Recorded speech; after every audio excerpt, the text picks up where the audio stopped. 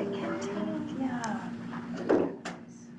And you could just sit in the water, you could just splash away. I would go like into the pool. In fact, when you take them to the pool, by your legs.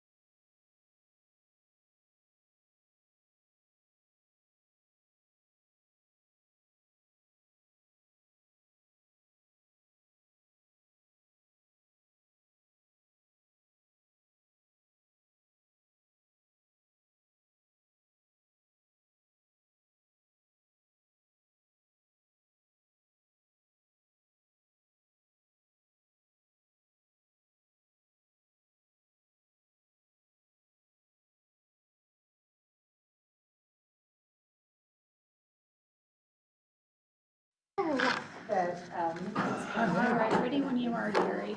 Okay, we have 2 minutes to go. And 5:28 you on the want him computer. to know that he should I come back to believe you. you. Just in because case somebody's you're not gonna be die. at your stage, you're, yeah. Does I don't anybody see else want anybody this from the packet? outside. Is it the same as last time? No, it's just some extras. I Okay. printed in It is, case anybody needed them. I have to leave at like 6:45, guys. I'm sorry. Wearing a lot of hats today. Oh my gosh. Is it baseball? Where's baseball tonight? Is it here? Is it out of town? Well, there's a softball game over there. We have a travel tournament this week, but I have work hats that I'm juggling today. What's your next Wednesday? I don't know. It was actually, I think it was up last night. It was like, I need supposed to do one a couple weeks ago. Yeah, no, I thought it was from, Everybody's so quiet. Snowbird. That thing right there's gonna turn. Such intense. One of the other, That thing right there's gonna turn. but you run down to Cottonwood. Well, it's probably Like not that May, all- bad. it's all Utah, focused on drop you, Jerry. 13, something Yes, that's you're supposed to be big like- You should be focused on this. Yeah, yeah. We Right have up better my stuff to alley. focus Seriously, on. I think I could do that. Yeah. But you have to be there at like 4 o'clock in the morning. All right, looks like we're Well, I there. just saw them doing one, I picked up a message. Looks like we did have one person on. It's a full, well, I think they may have had a half, but Okay. it's blanding to. Okay, it's 5:30 on the 22nd, Oh, is that what you call it? and we'll call this meeting to order. Okay. First, we'll start with attendance. It looks like we have everybody here tonight. Mary, Sarah, Megan, Aaron, Randy, OB, and me. So all 7 people are here. We'll start with citizens to be heard. And this is a public comments part of the meeting, and in this part, we'll entertain public comments for things that are not on the agenda today. And on the agenda today, we have the water preservation hearing. So if you're here to speak about that, hold your comments, and when we open that up for discussion, you'll have a chance to speak. And When does that part of the meeting start then? I think we're scheduled at 6, is that right? I think that's correct, let me check. Actually, we didn't put a time Yeah, on we it. didn't Oh, put a okay. time. So we're gonna start Yep. when we get to it. We don't have very much before we'll start that, so it'll probably be maybe 10 or 15 minutes. Thank you. Okay, you're welcome. Anybody else here to speak about anything other than water preservation? Okay, seeing none, move on to ex parte communications and disclosures. Anybody have any? No, seeing none, we'll move on to approval of meeting minutes, starting with May 26th. And I was not present for that meeting, but I actually have one change for that. Okay, And that is on the vote, there was a motion somewhere over here, and it passed with a vote. It shows vote of 6-0, but on the yeas, it says 7. oh, gotcha, There was okay, I'll only correct 4 that. 6. Anything else on the May 26th meeting? If not, I'd entertain a motion to approve. I'll move to approve with the change. I'll Mary. second that. Mary and Sarah got these, okay? They're fast. And then we'll move on to the June 8th meeting minutes. Any comments on the June 8th, Sarah? Yeah, so I voted, but I'm not on members present. You can just throw my name on there. This is on the On June June 8th, 8th yeah. minutes. Sure. Oh, I'm sorry about that. No problem. Okay. Any other changes or corrections or comments on the meeting of June 8th? Seeing none, I'd entertain a motion to approve. Aaron, Yeah, sure, I'll motion to approve. okay? I'll second. Will be a second. Okay. All those in favor? Opposed? Passes. We'll move on to presentations. Don't have anything other than what we're gonna talk about. Okay. And we do have a few future considerations towards the end there, but I guess we'll cover that at a later time. Then we have county commission update. Brian? Yeah, I'll just keep it quick. The last meeting we had, we went over the policies and procedures. So the county's gonna be bringing that again, I think, forth to try to finish up. We had the public hearing for the Sims rezone, and then we also passed the Vista Antigua final plat that came through. Also, we had a little bit of discussion. We're gonna be moving forward, I think we're trying to move forward at least with a resolution that would put a moratorium on data centers. So what we're looking at is a 180-day moratorium on that, while we could look at study, prepare. Also, it would allow Sunrise Engineering the opportunity to go ahead and incorporate how we want to include data centers inside of our land use code. It just seems like a good time to go ahead and allow them that space so that they can include that in the future land use code update that we're gonna have. And then we'll also be looking at a tax on new energy that would be kind of geared towards data centers. So those three things, I'll actually be heading up tomorrow to go up to, tomorrow's Tuesday, Wednesday. Utah Associations of Counties is going to be having a big meeting talking about data centers with all the commissions, and I'll be bringing some stuff back for that, and then working with Andrew on that resolution. Sweet. Okay, And they don't have a zoom in option on that. No, it's not Zoom in, it's attendance only, so if you want to go, you got to drive up to Salt Lake City. That's what our travel budget's for. okay, Thanks for going. You betcha. yeah. There was a PUSA meeting last week, right? On last Thursday? Yes. Did you attend that one? Yep. They reviewed our final land, or this water thing. It was not on, it was Oh, not, not on. no, Okay. it was not on the agenda. No. Okay, great. Any questions for Brian? Seeing none, thank you, Brian. All right, so at this point, we'll move into the public hearings. And the hearing that we have tonight is the water use and preservation element. And I'd entertain a motion to open up the public hearing. So moved. Mary, I'll say. Randy second. In favor? Unanimous? All right. So, Andrew, what do you think the best way to go would be to initiate with public comment, or should we do a review first? It'd probably be good to do a review so that people's comments aren't Okay, something that's not in the plan itself. I do have, we talked about public comment, public comments received, and we have those that were received before Wednesday at 3 p.m. were sent to you electronically, and then these are the ones that were received before 3 o'clock today, but after at 3 p.m. on Thursday. So you got those comments on there, but if I can just hop into a little explanation about it, and then also I have a suggestion for some changes to it, and I can either do that at this meeting or with the county commission, whatever you'd like to do. So the item before you is a public hearing on the proposed water use and preservation element of the Grand County General Plan dated June 1st, 2026. Let me start with why it's before you.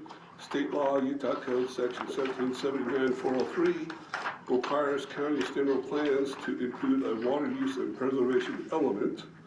Staff prepared this element in cooperation with Grand Water and Sewer Service Agency, the Thompson Special Service Water District, and the Arches Special Service District. It's important to be clear about what this document is and what it is not. The element is a policy and planning document. It's not a regulation.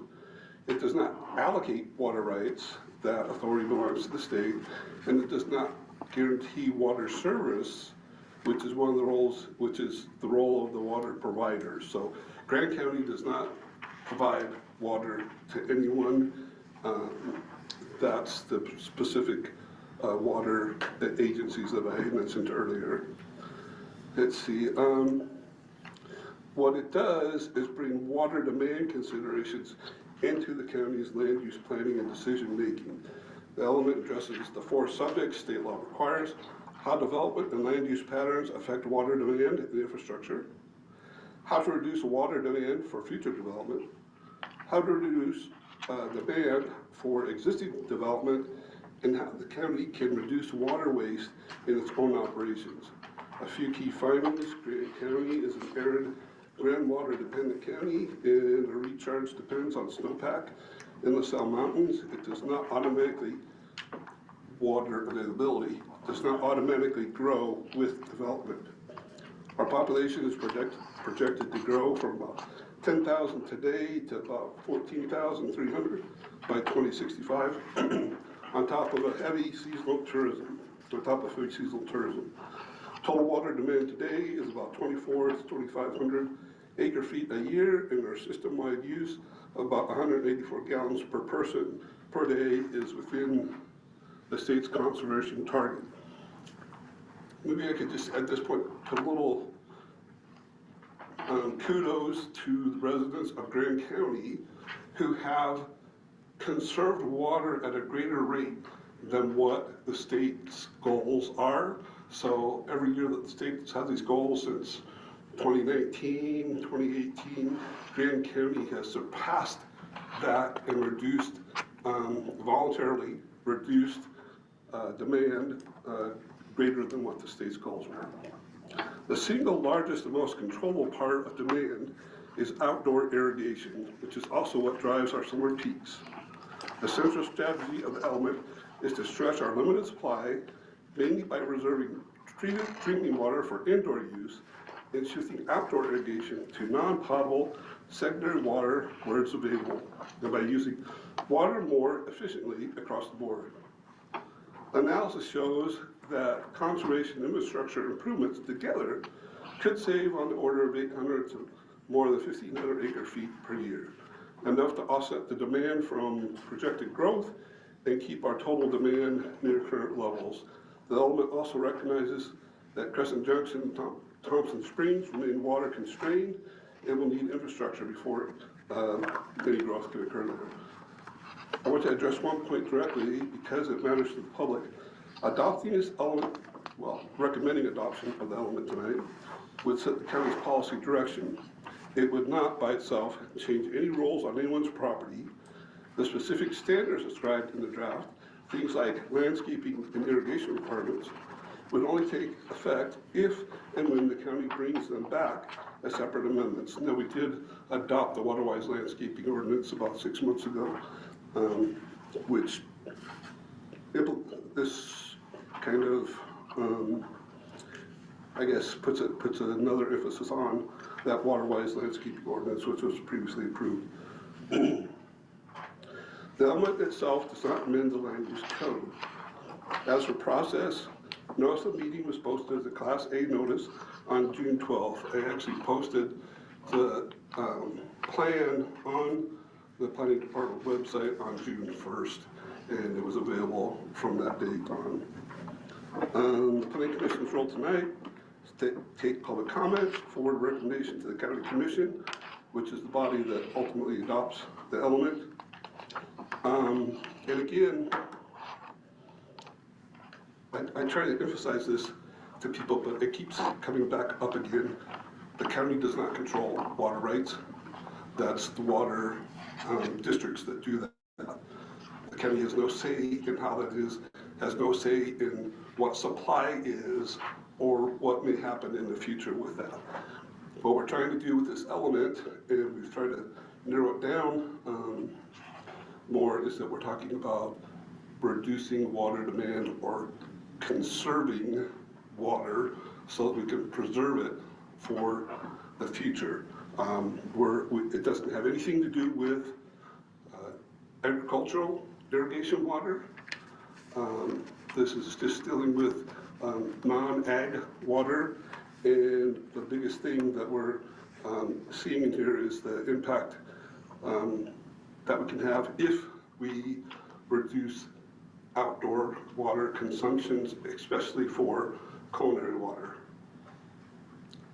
And I've got other things to go along with this, but that's kind of just the introduction to it. And then I also have some changes to section 5, just adding back in some of those graphs that we've taken before with a disclaimer on the graphs, if you so choose. And I've got copies of what I would propose in there. Okay. All right, so. And I think it's open to the public. Yeah, all right, sounds good. Thank you, Andrew. And these things kind of let people know it's not a Right. back and forth Yeah. argument. Yeah. It's state the public comments and you'll go from there. Andrew, I had one other question too. We had some discussion before about how to share the information that came in via the comments from the public. And I guess one thing we could do is on the shorter ones, we could read them. Yeah, so we had some discussion on that, and if somebody, so we say, okay, we're gonna read public comments. If somebody sent a bunch of public comments about how being a Nazi is great, we probably wouldn't read that in the meeting, but it's just whatever you would like to do. So that was just one of the things from the attorney's office. They said that if we say we're gonna read all the comments that come in, then we have to be kind of content neutral. Yeah, At the very least, I would like time to read these comments because these particular comments we haven't seen before. And then what I really don't like is getting them handed at the start of the meeting, then I'm trying to listen to you and we're trying to do the meeting. And I read these, although I think there'd be nothing wrong with reading these comments out loud, but I don't want to set a precedent necessarily, but I'd need 5 minutes probably to read these comments and find out what people are thinking. Yeah, and that's why we ask people to send their comments ahead of time. Yep. And that any of them that were received after Wednesday at 3 and before the meeting today at 3, we would hand out at the meeting.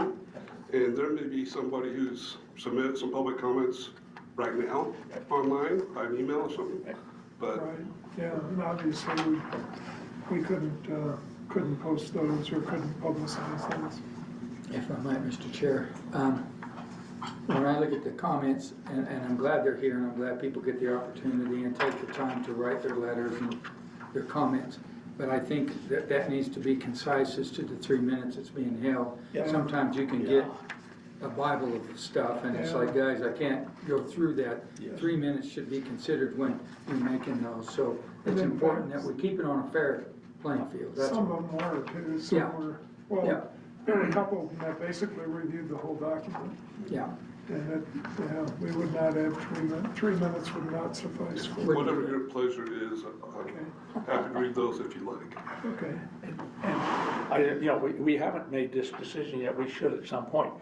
The ones that sent in the entire documents, I went through because of course there weren't that many comments and it took me 7 or 8 minutes. But I do think it's important if you have somebody who really knows the topic, that you have the opportunity to read it. And again, I could have just said I can't spend that much time on it, but I do think they should be allowed to put in a log or document. You can decide whether you want to read it or not. Somebody like John Weissite, let's say on the Colorado River, knows a great deal, knows a bunch of history on it. I appreciate getting something along from him. So we haven't made a decision on it. even the long ones, Tony Mancuso and Lynn Jackson sent the whole document. Yeah. But really, if you look at the major comments from both of those, they are both along the same line, which is they both pointed to the fact that we should be doing some level of coordination with the city and the monitoring of demand versus supply over time at a county level, not necessarily in this document, but basically to ensure that supply is not far below demand so we can take action at the earliest possible time, which I think was a good comment. Now, how that fits in our document would be up to us for discussion, but there were some good comments in there. So with that, I propose that we go ahead and at least read these comments. We've got Mary O'Brien sent one in that's relatively short. Then we have Anthony Mancuso and Lynn Jackson's, which were longer, but I think we can summarize pretty quickly.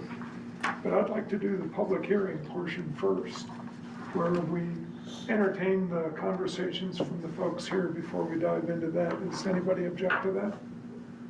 At least that way they can get on with their day if they can stick around if they want, or they can get on with their day if they so choose.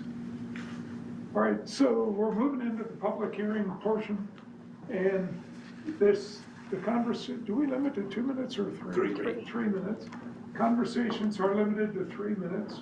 Could we have a timekeeper by any chance? I'll do my best.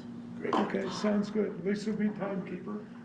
And I assume, is there anybody here that does not want to speak?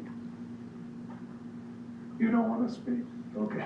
If you change your mind, just let us know. We're not gonna bite, don't worry.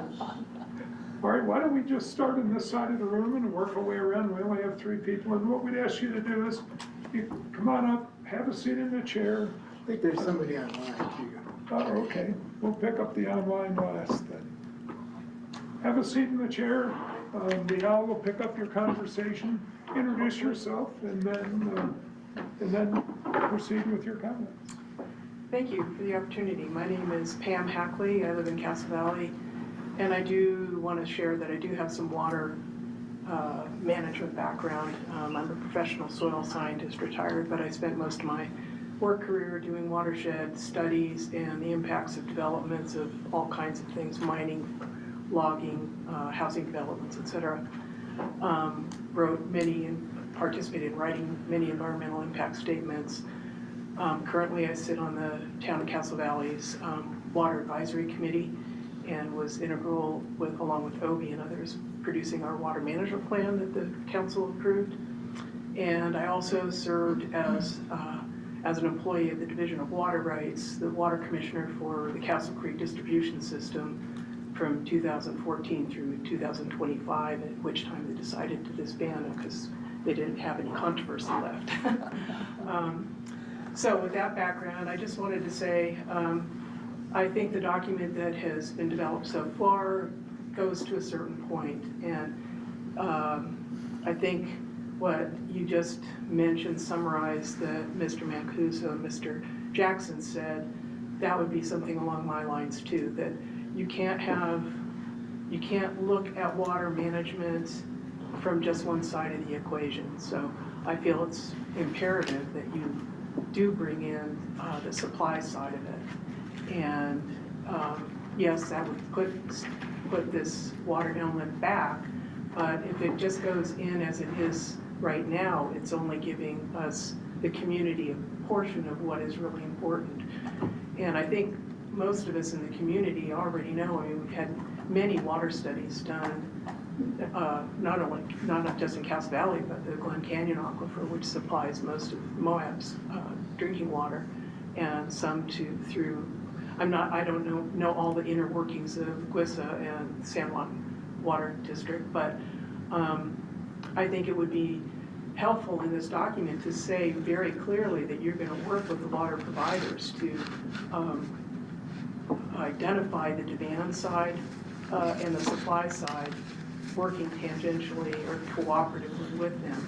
Otherwise, I don't really see that. I mean, they're mentioned in here, but that kind of process is not mentioned. And that's kind of what I see as part of a general plan nexus that needs to be in there.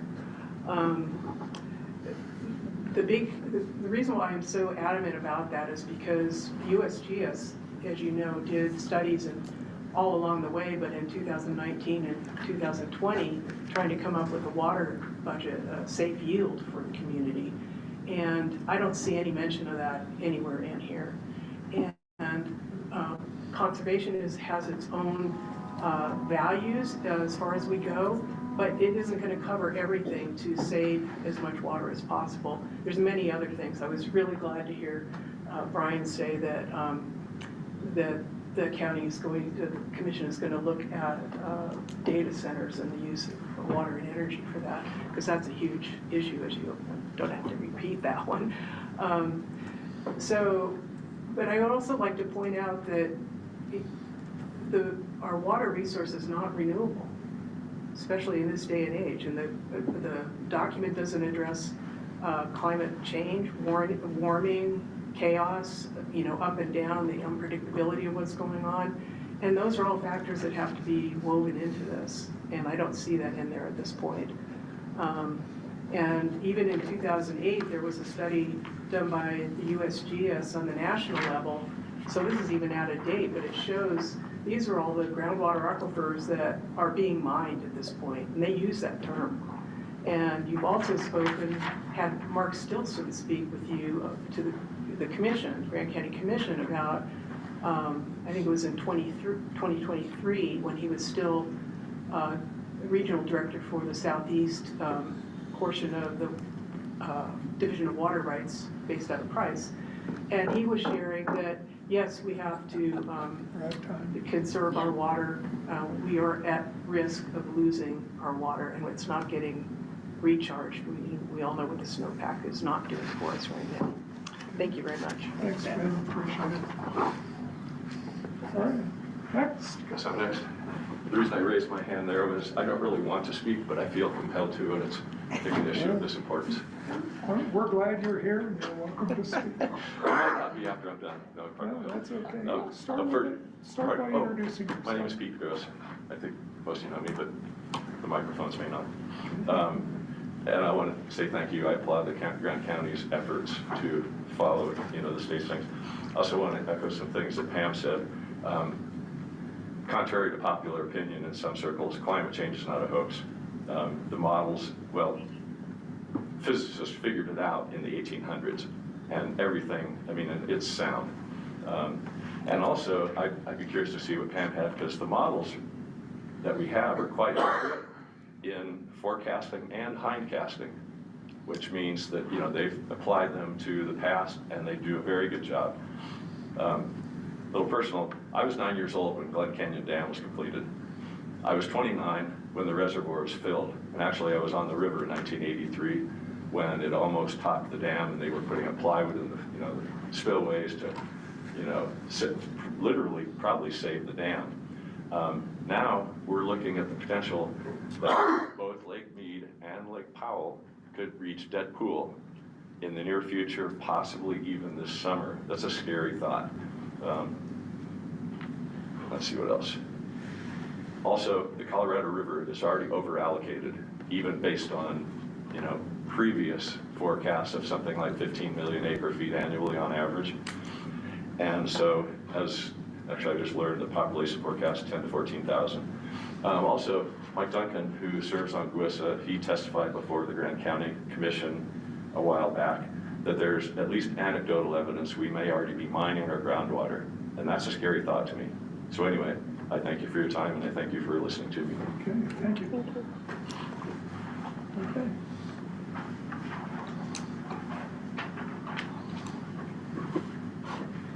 Hi, I'm Mary O'Brien. I did send comments over a week ago. I do, just as a note, I think it's insulting to the public to think that their comments would be summarized at the point of a meeting at which decisions are being made.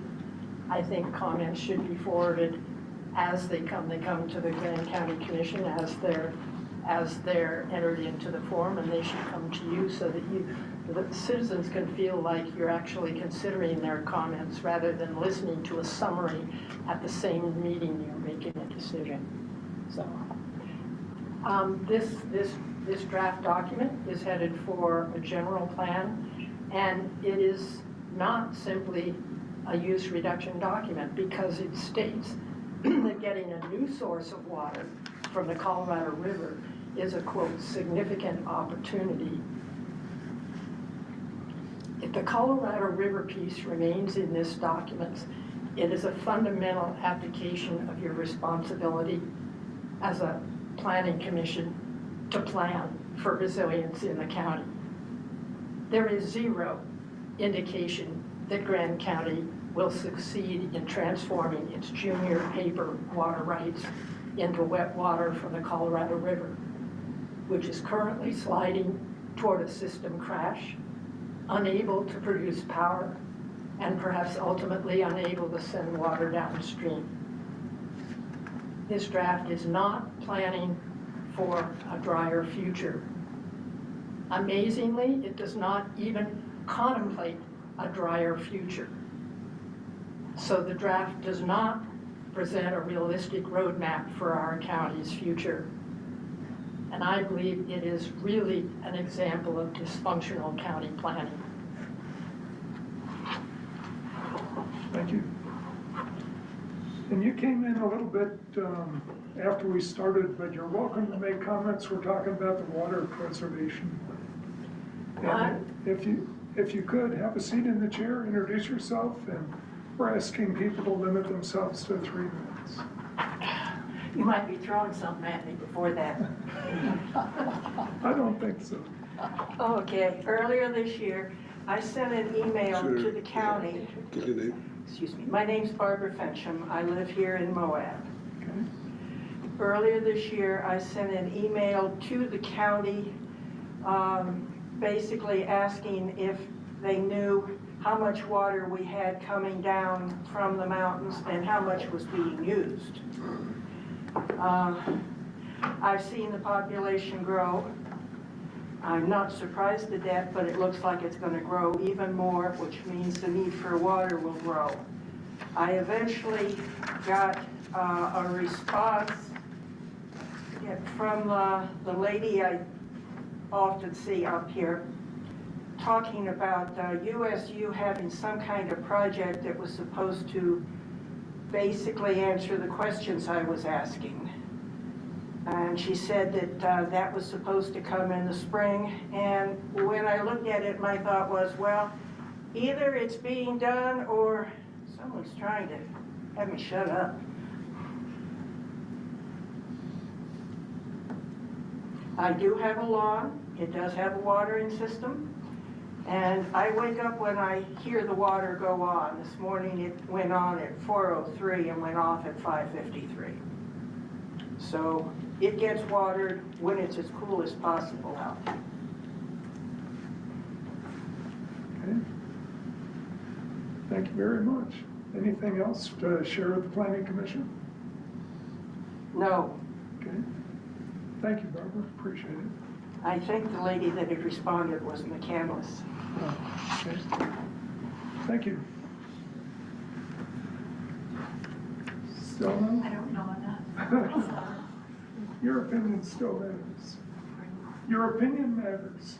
Well, I feel pretty strongly, but I don't know the right words to tell you. Okay, whatever you're comfortable with. Thanks for your.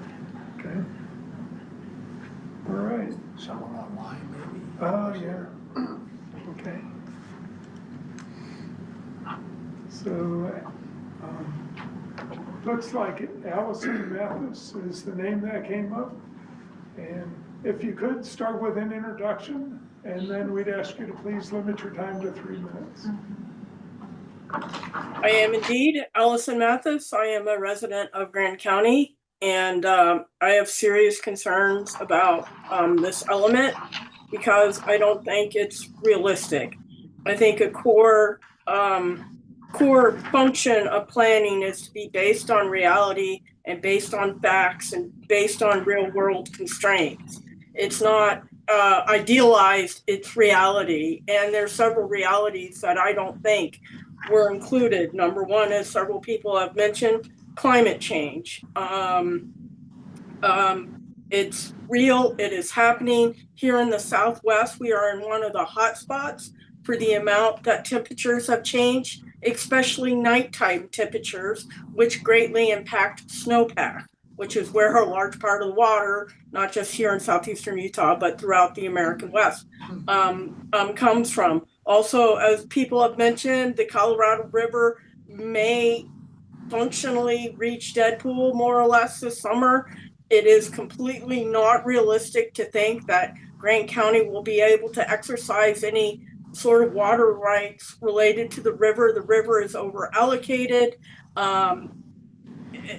It's just not realistic, and it's, I think, irresponsible and not constructive and does not benefit the community members here in this county to even discuss it. And finally, we do need to protect our aquifers. Water is everything here in the American Southwest, and any sort of economic development ultimately depends on water. And if we want to have a thriving community, we have to protect our water sources, which are the aquifers. I did send in these comments very similar to this by email last night. Hopefully you got them, because I sent them using the form that your website said that I had to do. Yeah, we did receive them. Thank you.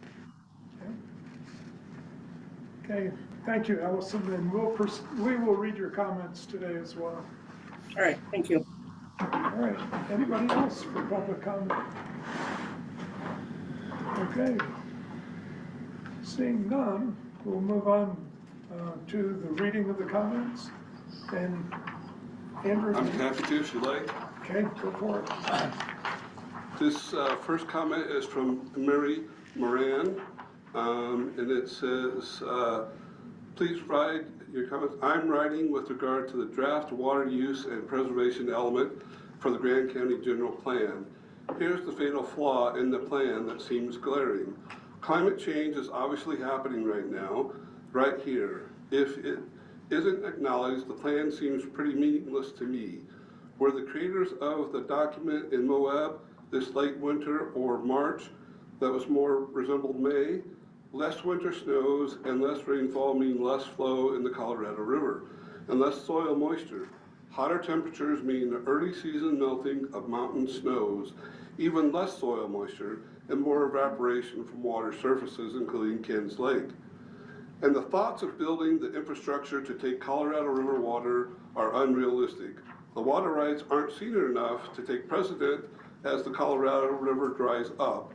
I'm sure you have read the news that Lake Powell water levels may reach dead pool by late this year or next, much sooner than even the most dire predictions.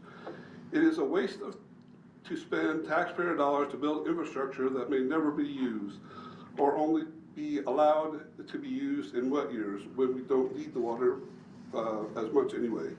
Thank you for considering my comments and thank you for your continued work. The next is from John Gould, who says, I've read through the element as well as the piece in the Times Independent by Aaron Lindbergh. In my opinion, the element is a good plan for conserving water, but it's very apparent that its purpose is not to ensure long-term water supply for the citizens of the valley, but rather to ensure that water is available to support continued growth in Moab and its water demand. Item 9, a second item 8, and a typo say all. This plan does not address the issue of water supply. Why not? Could it be that our city county governments do not want it widely known how tenuous our water supply is? I'm a geologist and I serve on the City Water Conservation Board primarily to get access to all the available data and reports. It was my opinion that Moab is already in water trouble and is likely mining our aquifer. The state engineer at the time, as well as the 2020 USGS report, expressed the same concerns. To manage water supply, you need to know how much water you have, how much recharge the aquifer receives, and the amount pumped from the aquifer. We currently only have a reasonable estimate of how much water is pumped annually. We do not know how large or small our aquifer is, or how much water enters the system yearly. Planning for future water use without addressing the supply of water is like using a checking account knowing only how much you spend without knowing your income or account balance. Section 2 states population growth is the primary long-term driver of water demand in Grand County. If so, we face the very real possibility of running out of water. If anyone doubts the possibility, check out the water situation in Cedar City. The element as it stands is a plan for continued growth and not a plan for county residents to have a reliable water supply in the future. And when residents are asked to dial back their water use and realize that every gallon they save will be used to flush an additional toilet at yet another hotel, they're not going to conserve that gallon. As for using the Colorado River as a water supply, it's literally a pipe dream. The Colorado will be increasingly unreliable as a source as the climate warms, and the infrastructure necessary to even attempt to utilize Colorado River water, a diversion dam, treatment facility, pumping and piping systems, and the energy to run it would be technically challenging and prohibitively expensive. And then we have Ms. Mathis' comment here. Any water use and preservation element to be part of the Grand County General Plan that does not mention climate change is not acceptable. A plan that doesn't address significant factors like climate change, particularly here in the Southwest, where we are in the bullseye of increased temperatures, especially at night, and in the midst of a 25-plus year mega drought, is not, in fact, a plan. Secondly, the The fact that the water use plan counts on Grand County being able to access Colorado River water is equally unrealistic and irresponsible. The Colorado River is overallocated. Lake Powell might functionally reach a state roughly equivalent to Deadpool later this year. Water rights on paper aren't the same as reality. Finally, the protection of our aquifers are one of the most important things that Grand County needs to be doing. Water is life in the desert, and Grand County cannot have prosperity without water, and the aquifers are the source of it. Again, it is not realistic to think that we will use Colorado River water. The water use and preservation element should not be approved until these massive deficiencies are rectified.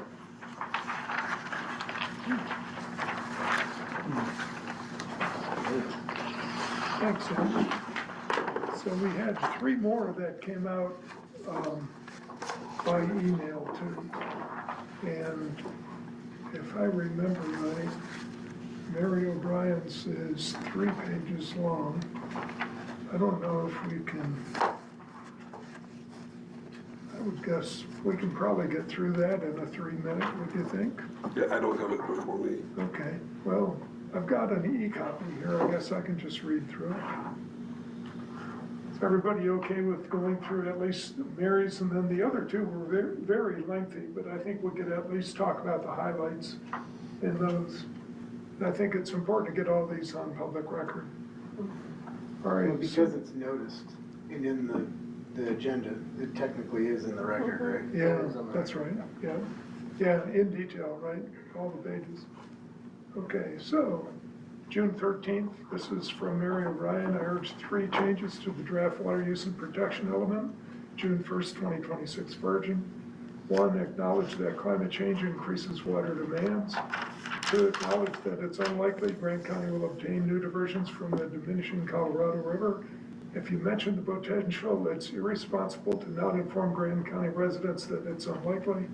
And 3, strongly urge that Grand County Commission undertake with public input an assessment of all options for protecting water. Glen Canyon, Valley Fill, and Castle Valley aquifers, all springs and all surface water in light of climate change. This assessment is essential for the general plan and the upcoming land use code revision. Grand County is not alone in facing water shortages. All over the world, communities are facing water supply declines now and or in the future. Glaciers melting at unprecedented rates in the southeast and high mountain Asia, and many communities are undertaking excellent innovative approaches. Water use reduction activities described in the water use and protection element are appropriate and feasible. However, 2 denials of reality plague and undermine the draft. 1, silence about countervailing water use increases that are and will occur due to increasing heat and droughts of climate change throughout the Southwest. And 2, promotion of the idea that Grand County's paper rights to Colorado River water will somehow convert to wet water that A, can sustain and increase water provider profits, and B, allow the county to delay preparations for limits to development for increase of residents. Both denials represent failure to responsibly provide for Grand County residents at our county's future resilience, or our county's future resilience. Climate change in our region is summarized in, among other reports, Pacific Institute 2024 paper, which is outlined in the handout. And I'm not going to read that paragraph out of there, but there is a link in the document. And I think I'm going to just go over the item number 1. After that, water demand increases as climate change drives up atmospheric temperature, accelerates evapotranspiration. Amid hotter, drier conditions, agriculture, municipal, and ecological systems require significantly more water to maintain normal operations. Ag crops require more frequent intensive irrigation. Higher summer temps increase residential demand for cooling systems. Forests and riparian zones dry faster, increasing natural evaporative demand from the environment. Are you really going to avoid telling Grand County residents about this? Draft element does not contemplate any water demands increasing due to climate change while residents take out their lawns. In the element, conservation of water is converted not to water banking, not to a hotter, drier world, but to an availing hope that when the county permits more developments for more residents, overall water demand will remain steady. It's a irresponsibility, ideologically based delusion of unaltered development-driven growth. Colorado River cannot save us from depleting the Glen Canyon aquifer for our drinking water. The draft element writes on page 11, Colorado River water represents a significant opportunity to reduce pressure on drinking water systems by serving outdoor irrigation demand with non-potable water. Grand County and Guissa hold Colorado River water rights that are not currently developed for large-scale use, but which could be applied to irrigation and landscape watering in areas where infrastructure allows. We don't know whether Trump really believes he won the 2020 election. He didn't, and I don't know whether Guissa really believes they will get some significant amount of water from the Colorado River, but they won't. John Weisheit of Living Rivers already spelled this out in his May 1 letter to the Planning Commission. And I'm not going to reread that portion, but it is in the handout. And it ends with John Weisheit's suggestion that Grand County residents prepare for stability and resiliency. That was Mary's. We also have one from Tony Mancuso, and that came in the handout that came out, on Thursday, Andrew? It would have been before Wednesday. So I think it was sent out on Saturday, Friday or Saturday. Okay. And it's lengthy and will go well over the 3-minute limit, but he did a nice job of summarizing his comments. I would say in general, they were supportive. He made a comment about the UMTRA project where not all legacy contamination is completely removed, which I think everyone would agree with. And a comment about a paragraph that is confusing, the same one, the UMTRA project. Contamination was added to Crescent Junction, Thompson Spring, mostly removed from the atlas. And he said, what site are we talking about needs to be cleaned up? And I'm gonna just look for the highlights remaining on his. I know he had a couple near the bottom. On page 9, non-potable Colorado River for irrigation, he made a note that those water rights that Grand County and Guissa holds will totally be the first to go in a compact call, but at least it's secondary water, I guess. Which, I guess that's correct. If it's available, you use it. If it's not, you don't. He asked how long-term reliability is determined, and we had a couple comments about that, didn't we? And natural and built or man-made environment in 3.6.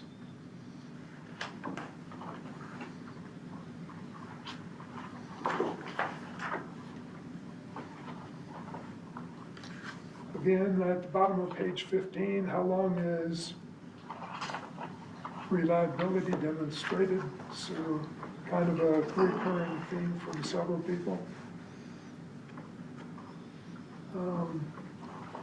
Verifiable funding strategy.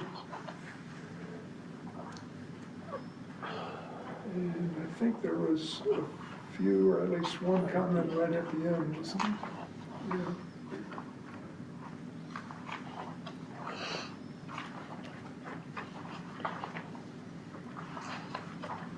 You made a note, all excellent on the conclusion, the bullets on the conclusion.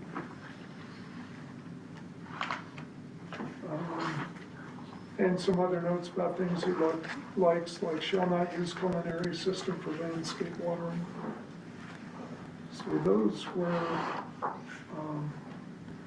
Anthony Mancuso's, and we had some from Lynn Jackson as well. He actually had quite a number of comments embedded in there. And, page 5 of 33, item 2, water provider plans. Lynn says, seems like this should reference the aquifer studies done by USGS. We've had a couple of comments in that regard too. Grant County and state participated in these, and they're really critical documents.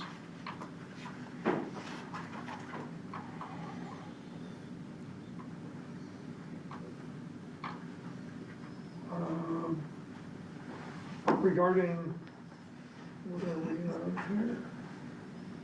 I'm trying to get the page number. Page 6. Seeking financial support, such as permanent community impact board. Lynn's note says that didn't work out so well recently. We need county commissioners who will support these applications. Population growth is primary long-term driver of water demand in section 2. And the comment here is one could argue that visitation and tourism growth is every bit as critical for increasing demand on water resource as is population growth. In fact, it could be even more critical than population growth. Next one, section 2.4, key findings. Seasonal tourism slightly increases peak demand. And his note there is increasing demand and use during peak season by 1.5 times is more than a slight increase. That's like going from 33,000 acre feet to 4,500.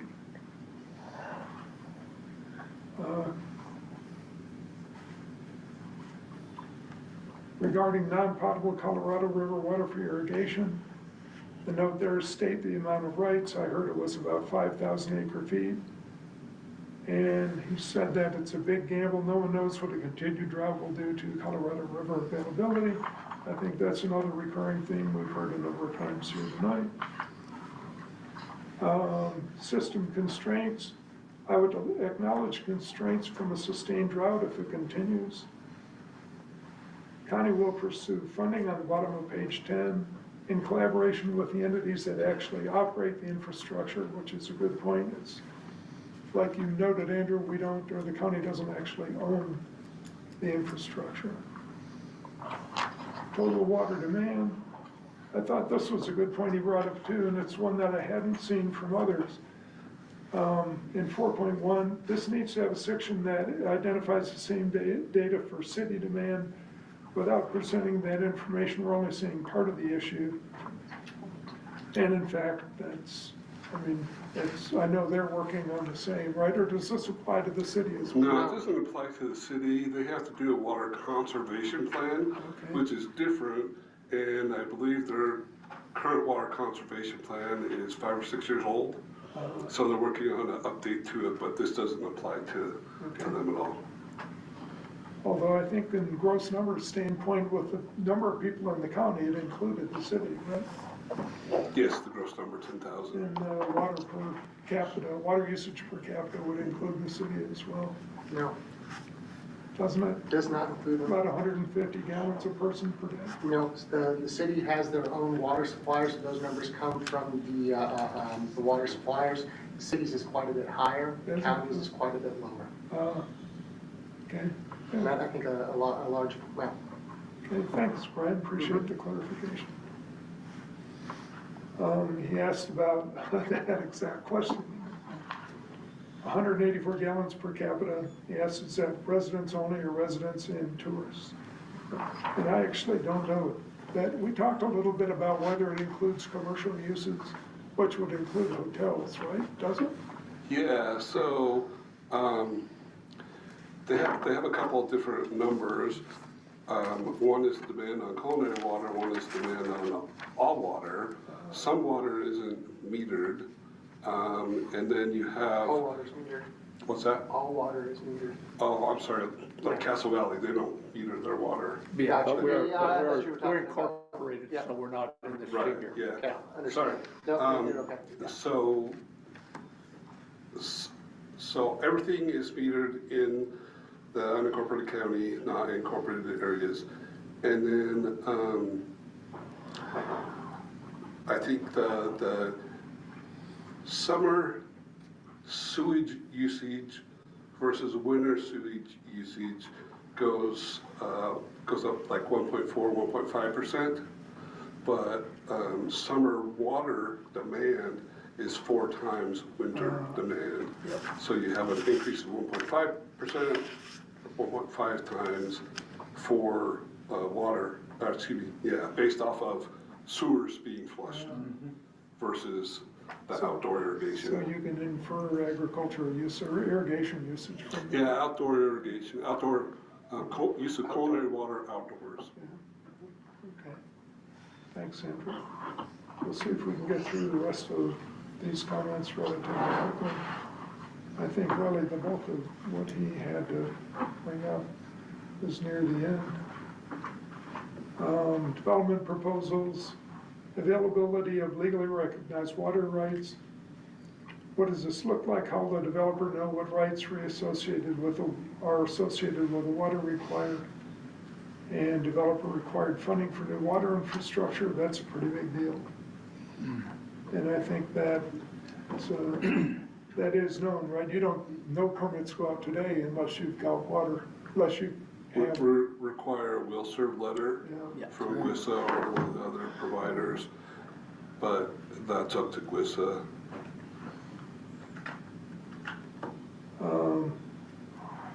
Another note, seems like another key finding is expectation that a developer will be required to identify where the water rights are coming from to cover their water use. That's another big step to take. Another key finding is making developers pay for new infrastructure to provide the water they need. They are both big changes. And in fact, that's what we're doing today is water suppliers give the will serve letter, which, essentially the same.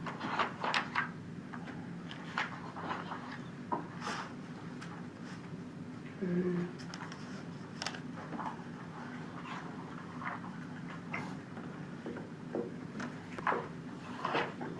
Water availability verification, add a section requiring developers clearly identify how much water they intend to use.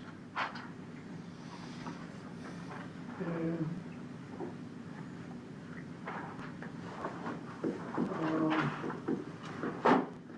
prohibit inefficient irrigation practices. His comment was that may be legally challenged.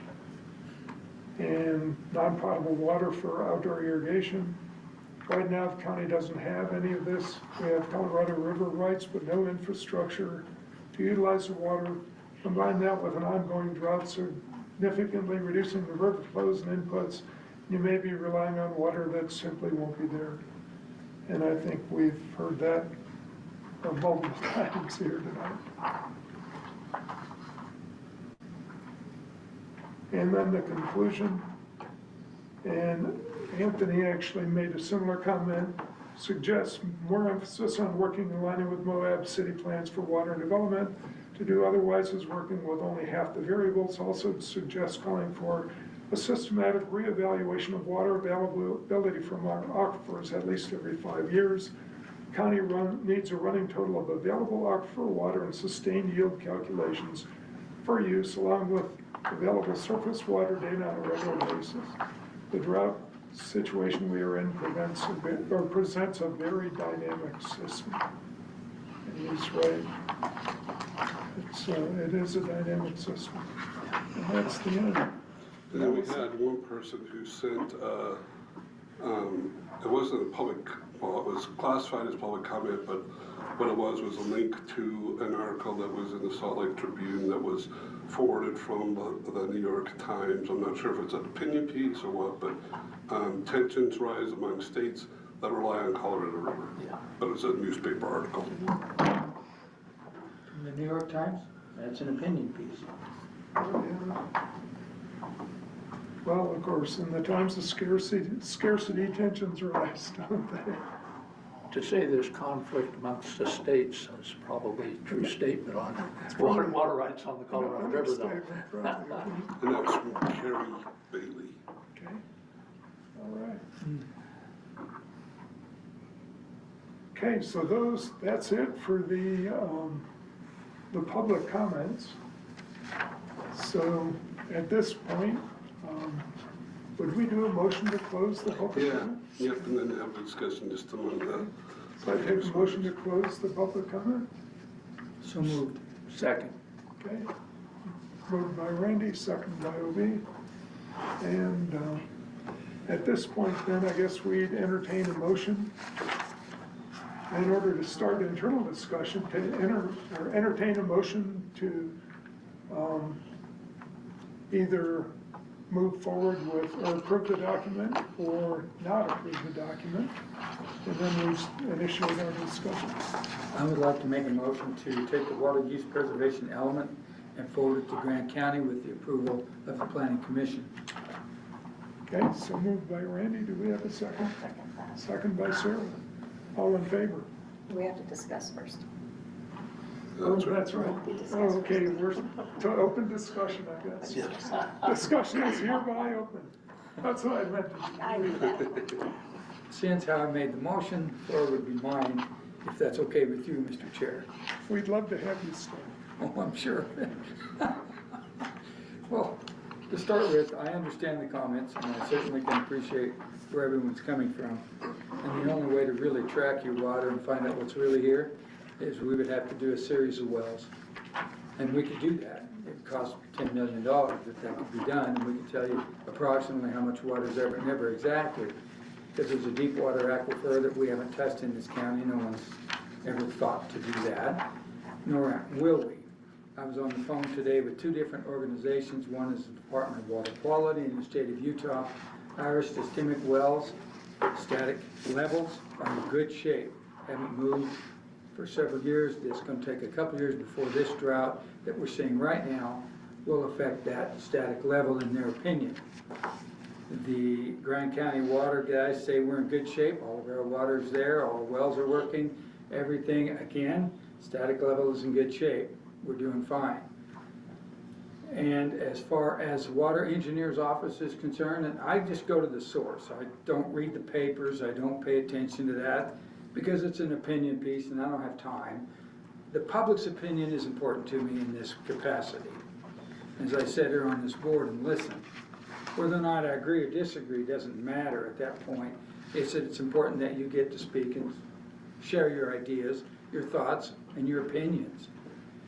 But at this point, this is a good element. This is a good piece of paper, a good document. In the state of Utah, does anyone on this committee know that I filed for a water well to be drilled on my property? I saw it in the newspaper. Saw it in the newspaper. Who else saw it? Anybody? 7.52 acre feet or something. That's right. I'm going for the big one.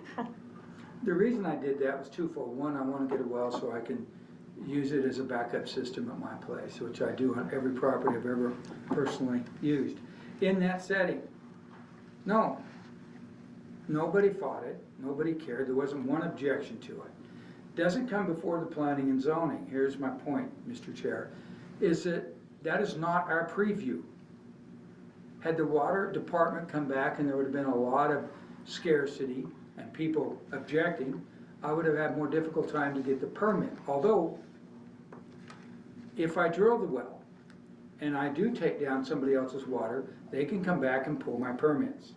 They can do that if I take down and someone can prove that my well is taking someone else's water. Okay, when I develop, and I have done so in this county and other counties, when I go to develop, I pay a thing called an impact fee.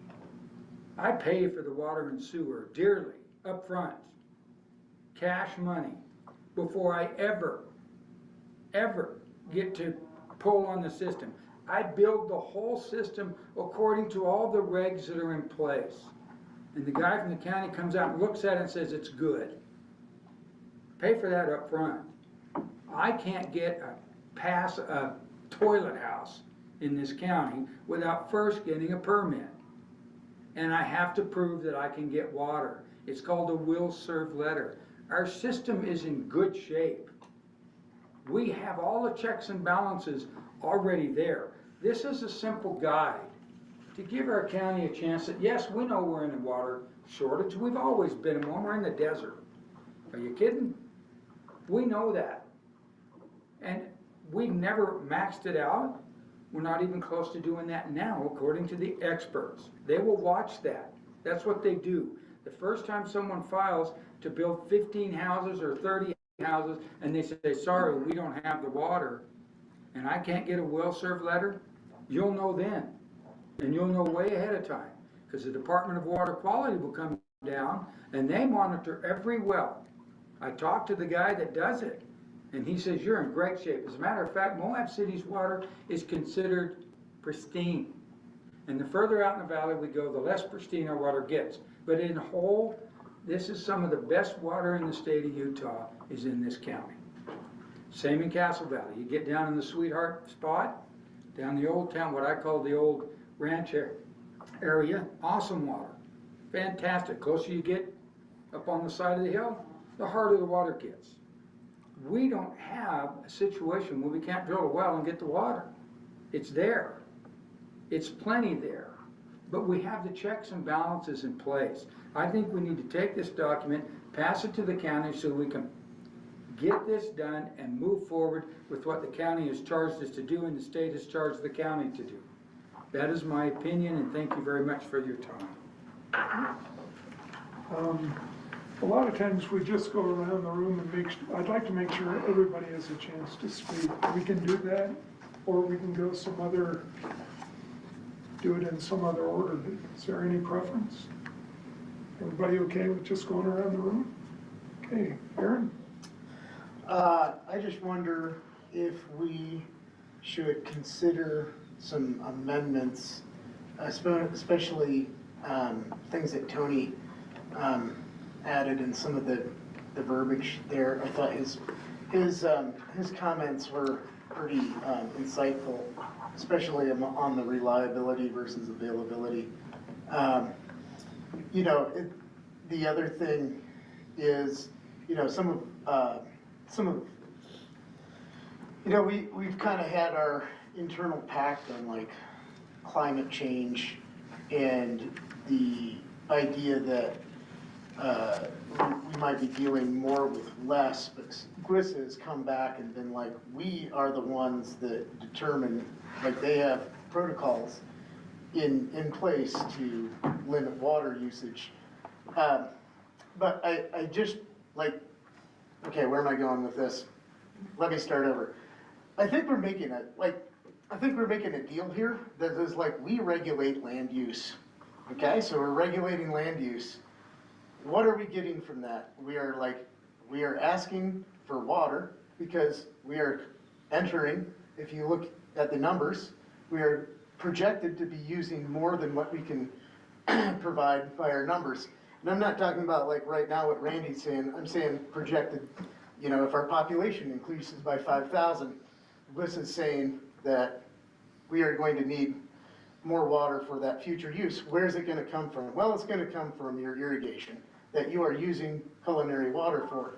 So we as the people are giving up through high taxes of water, a water to me fee, your bill is a tax. And so we're giving that for future development. Now, a lot of citizens, we benefit from development, right? Like it helps draw down real estate prices. But now that if we're saying that we are sacrificing for future development, I want something back from that. That's my larger structural problem with this document. It is like saying we're giving a bonus density for nothing in return. Like I want things that this county wants in return of that. And that's why I feel is like if we're passing this, we're not mentioning those things and we're just kind of being like, well, keep on laissez-fairing around using your land without however you would want to use it. But we are paying the price for allowing basically unspecified development for this. Now, are we gonna amend that in this motion? No, I'm just kind of like on my soapbox with that. But I think it's things thing to consider, especially with the commissioners. This is what we're giving for this document. I don't know, like pumping the brakes on some of these things in the public comments. I think some of Lynn's things were very, you know, he had a couple, you know, really good points. I'm just kind of like, and at the same time, I'm like, we've hashed this over. What's done is done. Do we just, you know, pass it as is? I don't know. I kind of like to hear you guys' thoughts on whatever element, whatever amendments that you guys would think needs to be in there. And I would like at least pass it with those amendments, especially, yeah, okay, there's my say. All right, thanks, Aaron. So you'd like to hear, you know, from the others any amendments and then have more discussion? Yeah, because I'm just not ready to pass this thing without like, okay, yeah, hey, this is the final stretch. It's like, yeah, is availability versus reliability? Is that a major term? Is that important? Okay, I mean, I move to amend that. How No do you do seconds. that? We'll get there. How do we do the reliability part? How do you? I don't know. There you go. Don't bring up something you don't have an answer to. One of the things that restricted us in this document is up front, we said it would not deal with supply. Yes, I know. And And that is reliability, Yeah. one aspect of reliability is in here, which is the 7 or 8% loss in the pipeline, right? That you could say is a reliability issue. But the reliability of the water supply itself is not, and that was by design. So, And I think that's what Tony was saying when he reliability water, you know, the kind of thing he wants to make sure that's out there. I have much to say I think he's eventually. talking about investment. Reliability is the investment, which is a county thing, because we are investing the money into the infrastructure. So yes, there is an argument that like, yeah. that if we're being asked to put up CID funds, the county's doing that, okay, now it's in our court. Yeah, and we do address that reliability piece in here, the leakage. But we don't address the reliability of supply, and that was by design. All right, anything else, Aaron? I guess, you know, we can pass this to the commission. I think we did like really hard work on that. I'm gonna give it a yay, but like I just feel like there could be a couple amendments to it that I just haven't really wrapped. I'm kind of curious what you guys would say. I'm open to amendments. Okay. Go on to Megan. I'm honestly kind of with Aaron on this but here's where I'm torn, because we have hashed this out so much. Also, because we have had WISA and Thompson, we've worked with all of these other agencies and they approved this.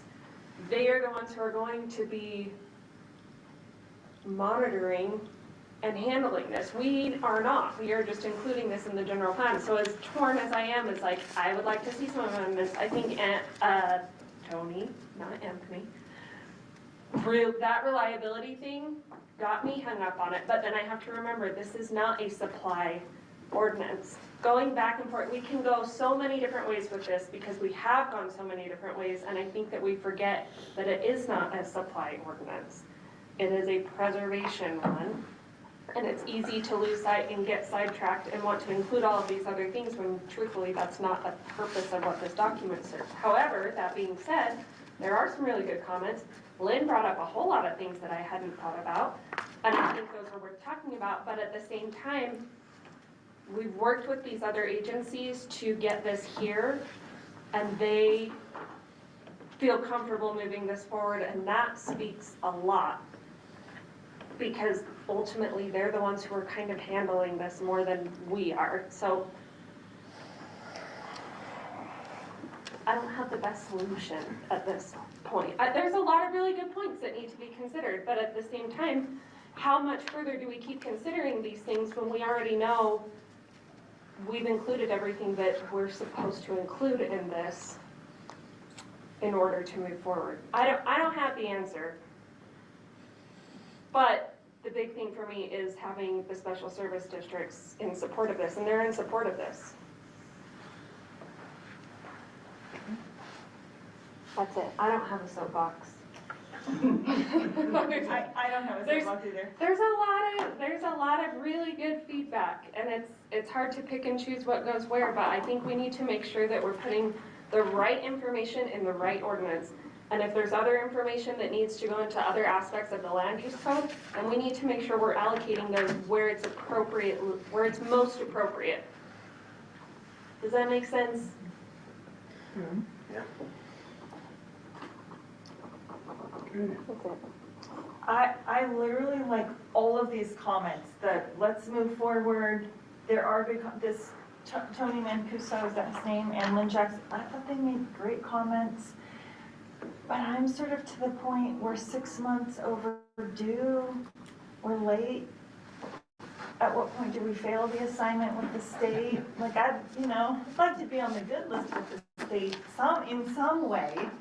Anyway, and I do think, Erin is right. We made an internal pact of what we would and we would not address in this document.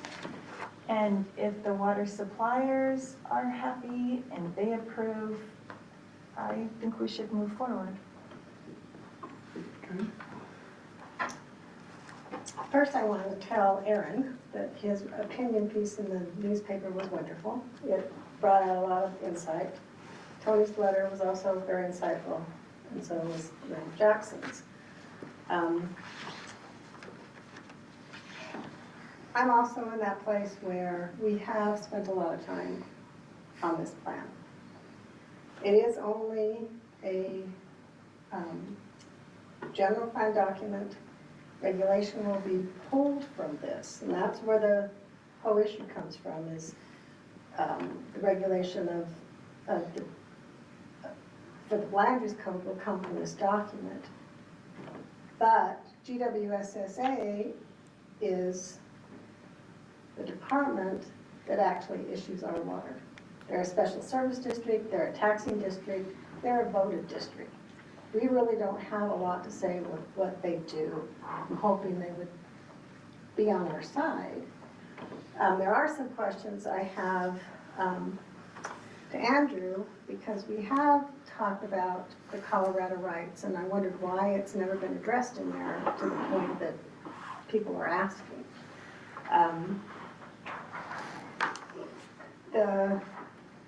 And that seems to be one of the big issues that everybody seems to worry about. I mean, they should worry about it, because that river carries a lot of water to a lot of different people. And I'm not a scientist in water at all. And I've also drilled wells, Randy, and didn't get water. So, and we drilled 300 feet and didn't get water. So it's, and I know out in the northern end, the same thing happens. They drill forever and never get water. So there is an issue with where the water really is. But I'm not a scientist. I don't know enough about water to understand everything that the people that do understand them. What Pam Hackley has said, I 100% am everything behind her. She is a scientist. I've worked with her before, and she's been on planning commission. She's a wonderful person to be on our planning commission. So I'm on the ickies right here, so I'll wait till everybody else says something, and I'll vote when I vote. Okay, thanks, Mary. I guess we'll wrap up with Obie. Okay. Well, I You want me to go next, don't or- share. I go ahead. Okay, Oh, either way. then I'll do the rest. Okay. So I probably disagree, and it's an interesting thing. Number one, it is part of the general plan, and the general plan is important. I mean, we continue to go back to the land use part of Spanish Valley and say, oh, look at, there's kind of map here. And here's where it suggests we do this, and here's where it suggests we do that. It's not land use code yet, right? This isn't land use code yet. When we pass it, it's just part of the general plan, but people do refer to it. So I think it's very important that it's part of the general plan. Secondly, I do understand the mandate, and the mandate was to look at water demand. That's what comes out from the four things that we were asked to do by the state. We decided we would put Colorado River water in there. That's an addition, right? And then the question is, oh, well, if you're going to do that, why should you consider water supply, climate change? Or should you consider protection of your aquifer, right? So I will go back and simply say several things, I guess. Here's Lynn Jackson speaking. The county needs a running total of available aquifer water and sustained yield calculations for use along with available surface water on a regular basis. The drought situation we are in is a very dynamic system. And I will say, I know I've said this probably too many times, but I think we ought to do something about protecting our aquifer, right? Pretty simple. I won't go through the whole thing that I passed out before. I'll give you ones that kind of emphasize what Lynn said and what other people have said.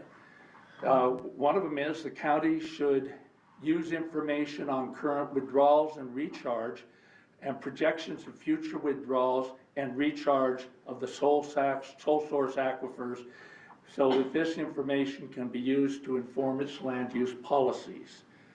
The county should use information on current climate warming projections and climate warming effects on the availability of and use of water within the county, so this information can be used to inform its land use policies. This goes basically to what Lynn is saying. We've got to keep track of this. Now, I am a little, I understand that the mandate also was go to your water providers and talk to them, and go to people in the state and talk to them, and that was part of what you mandatorily had to do. But this is a document that comes out of the Planning Commission for the county. It's not just, well, the water providers are happy with it. It's they have their role. They got some water rights. They've got infrastructure. And every time we do a building, or maybe you can drill wells also, the developer says, hey, will you supply me with water? And WISA says, yes, I'll supply you with water.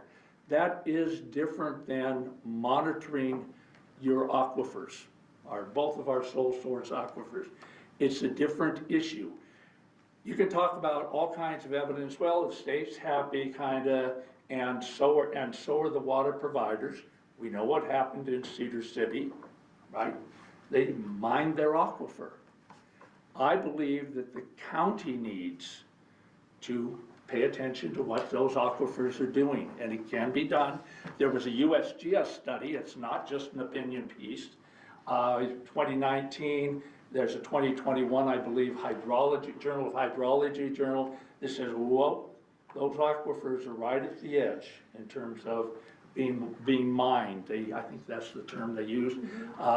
So I think that's crucial. So if I were doing this document, I would add a piece that had water protection. And I have to say, yes, the first time we put out this document kind of to the public, people came and said, what about climate change? What about climate change? What about climate change? The majority of the people on this planning commission said, well, then let's just make it about water demand, because that's all the county's asking us to do. I'm going to just quickly, if I've got those, and maybe I don't have them. Yes, here's the four primary things that they told us to do about water demand. The effect of permitted development on pattern, here's the four components. The effect of permitted development or patterns of development on water demand, that is how much water you're using, and infrastructure. I assume that's to get the infrastructure to those different places as you do your land use stuff. Methods of reducing water demand per capita water use for existing development. Methods of reducing water demand per capita water use for future developments. Modifications that can be made to local government operations to reduce and eliminate wasteful water practices. I think you could probably do such a thing that we're doing and emphasize over and over and over again, this is not about supply. It doesn't guarantee that we're gonna use water. It is actually sort of like the landscaping ordinance in a funny way. How can we reduce the amount of water we use per capita? This is a thing people do when water gets scarce.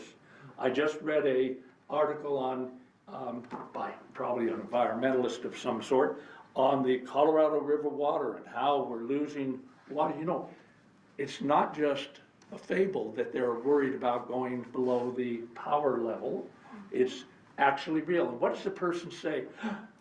We've got to get the water demand down. People can't be pulling as much water out because we're not gonna have enough water to have those dams function. I'm all for reducing water demand per capita, but I think this thing has kind of,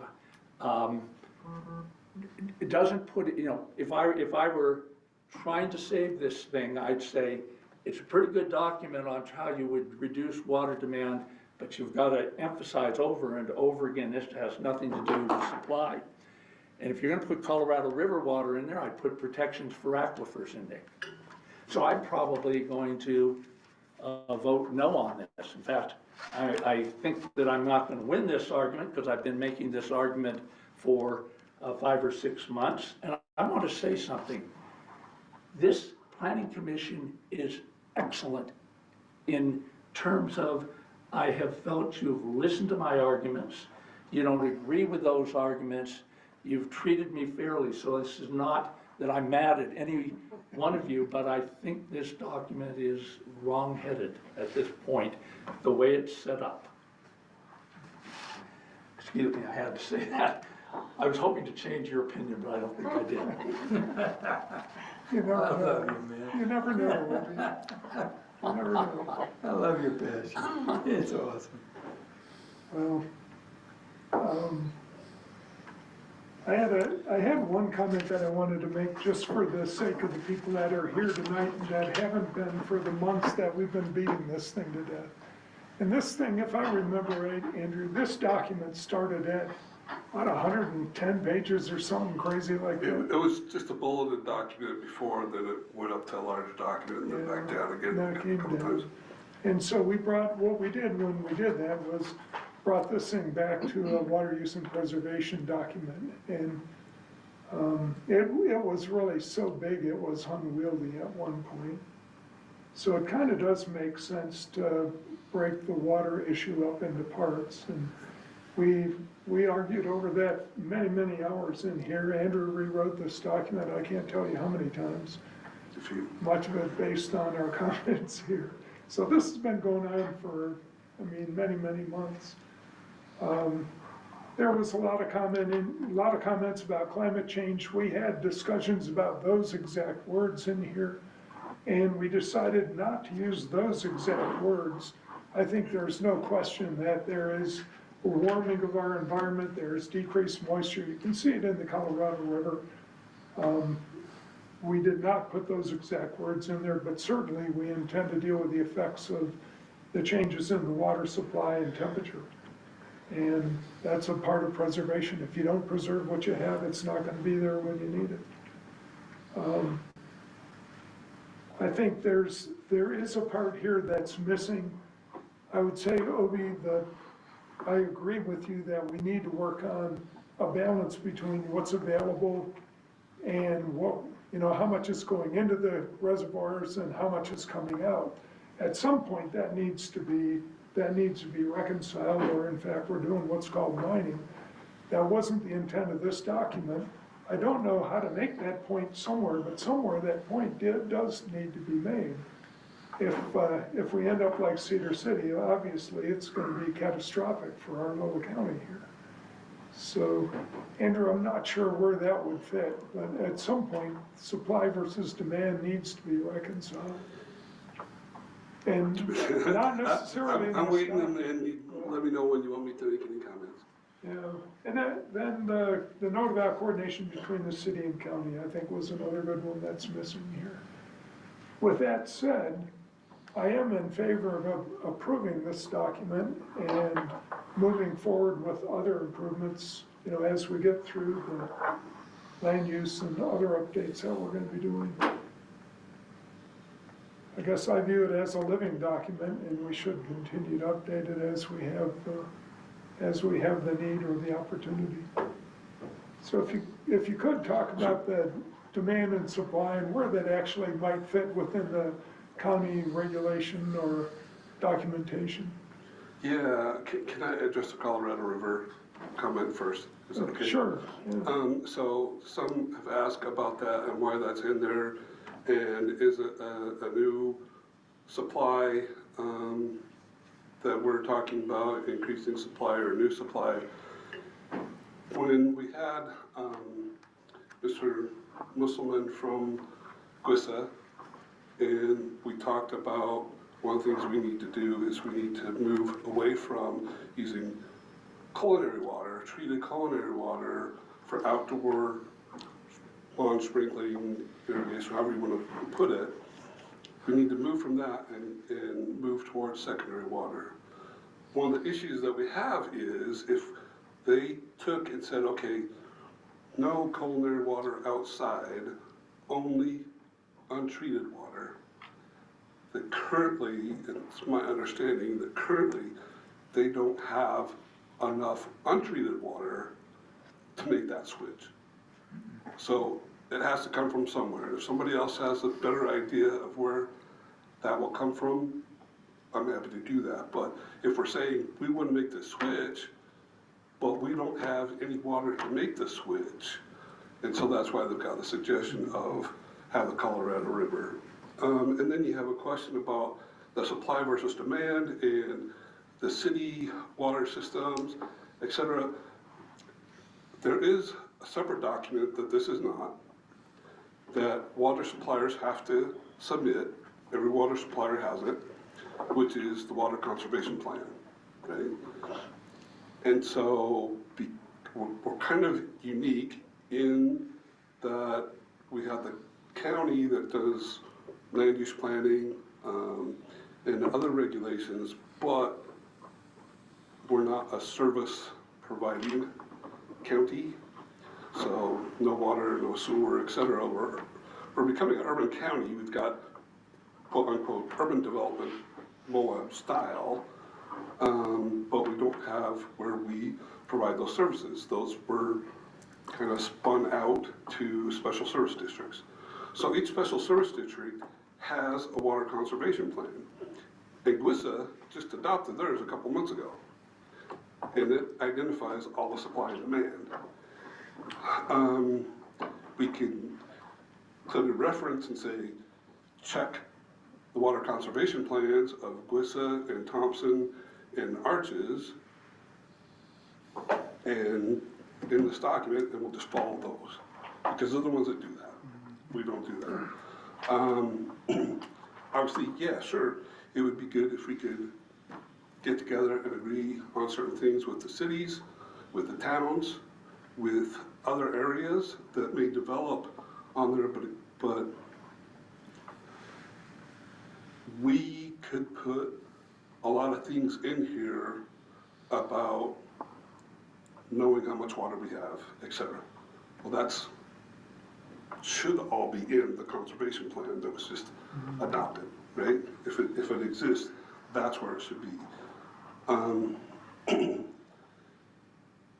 So that's why we try to go back to this demand management, but then I've got the rub, because if we're saying we want to reduce demand on the culinary water being used outside, sure, we're asking people to rip out their lawns, and they get paid a couple bucks to do that. In some places, they've added an extra $1 to that, so you get $3 instead of the $2 that you get. And as new development occurs, we try to have that water-wise landscaping in that. So we're trying to reduce the demand for using culinary water outside, but there may be a point to where we can't just completely, unless it, you know, is austerity. Yeah, austerity, okay. And we say, nope, nothing outside, only inside. But until we get to that point, if we're recommending one, people use less, but then also a switch over to untreated water, I think there has to be something that says where that would come from. And maybe Colorado River is pie in the sky. It'd be easier to say we're gonna cloud seed and bring in a bunch of more water that way. I don't know. But I'm not just trying to be a blockhead or ulu cow, as we'd say in Fijian.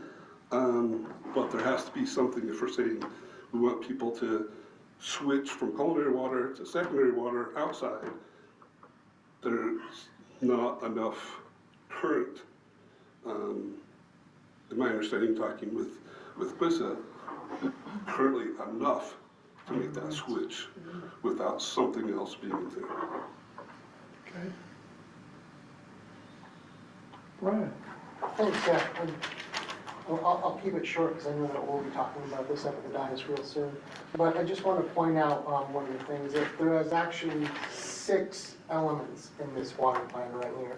So we started off with 4 elements, it turned out to be a page, and then I think we read down through the statute right here and said, oh, there's 5 and 6. And so I think it's important to recognize what 5 and 6 are.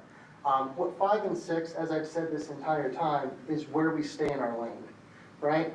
Number 5 says that we shall consult with the public water systems providers, right? Concerning water supply, right? Water supply planning. That's where we're supposed to go to. When we look at the Colorado River, if you look at the conservation plan, the secondary source is inside of their plan. When you look at their project list, I was just today at the Watershed Council, both Grand County and San Juan County have that rigged right up at the top as one of our top priorities. And the reason isn't so much taking and diverting water from the Colorado, it's the best use of water, which is something that we all need to understand. It's not simply adding a secondary source, it's the best use of water. The best use of water is to use Colorado River water for irrigation and save clear drinking water for drinking, right? Everybody, I think, would agree that that's something that we all want right there. So that's where we need to look at it.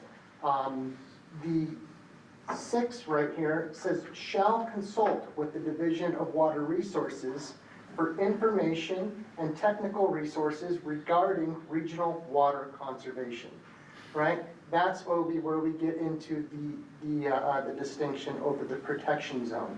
It says that we are supposed to look right here at the Division of Water Resources for this. Once again, this is telling us how to stay inside of our lanes when we're looking at it. The other spot, as we look into Moab City, right, I also looked up their, let's see here, their most current, where was it at here? What they're using gallons per person. And we're at, 1 second here, let me find it again. Pulled up all this stuff. 278 gallons per person inside of Moab City. Andrew, where are we at in the county? 184 or something. 184, well below, right, what the state recommends for doing.